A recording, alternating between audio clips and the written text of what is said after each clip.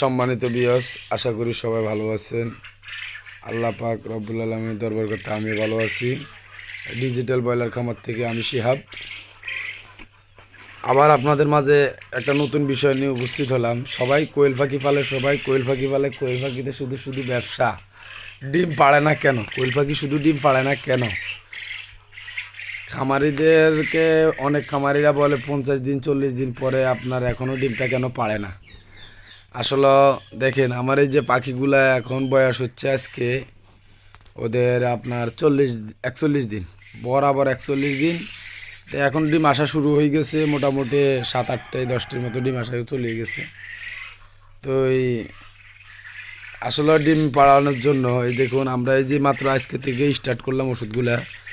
আমাদের যেটা সাজেশন, আমরা যেটা ইউজ করি, এটা আপনার হচ্ছে রেনামাইসিন, কিছু মাল্টিভিটামিন দিই আর এটার সাথে রেনামাইসিনটা দিতেছি প্রতি 100 কেজির লগে 70 গ্রাম। তারপরে আপনার দিতেছি আপনার এই যে সেলটোজেন, সেলটোজেন যেটা, এটা হচ্ছে আপনার ডিমের জন্য, ডিমের প্রোডাকশনটা ভালো করার জন্য এটা দিতেছি।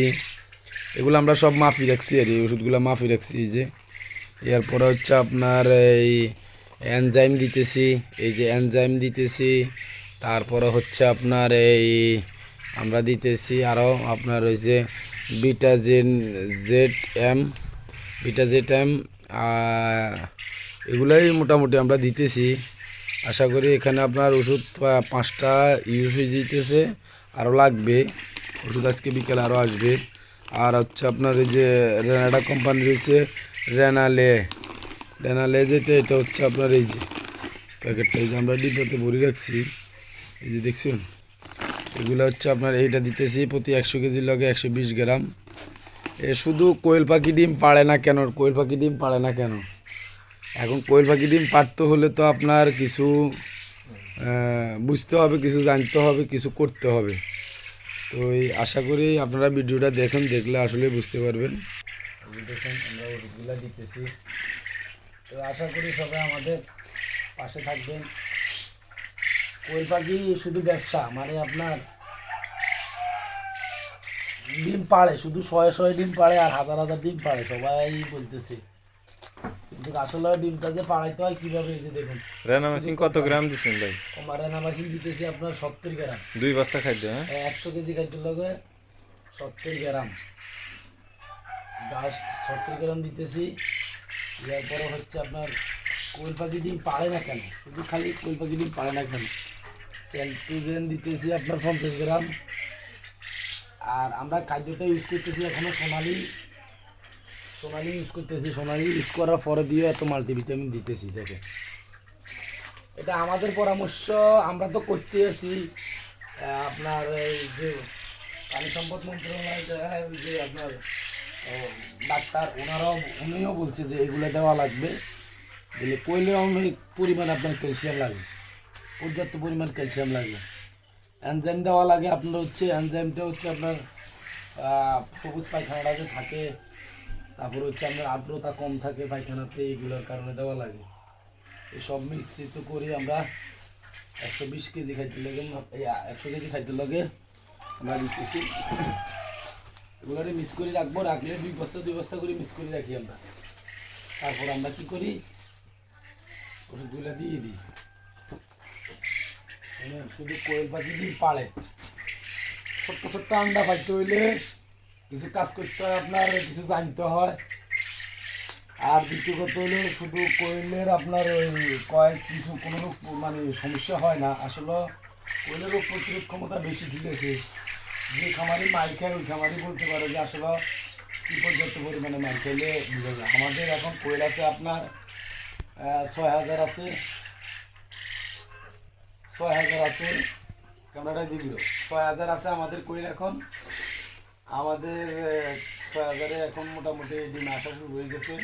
তো সবাই আমাদের জন্য দোয়া করবে, আমরা যে নিত্য নতুন যে ভিডিওগুলো দেওয়ার চেষ্টা করব। দেখেন, যদি আপনার এই মাল্টিভিটামিনগুলো না দেন তাহলে আপনার ডিমের উৎপাদনটা বাড়াবে না, ডিমের প্রোডাকশন কম আসবে। আপনি এই যে 90% 95% ডিম পাইবেন না। আর অরিজিনাল জাপানি পাখি হইতে হবে, জাপানি পাখি না হলে আপনার ওই ভালো আপনার একটা রেজাল্ট পাইবেন না।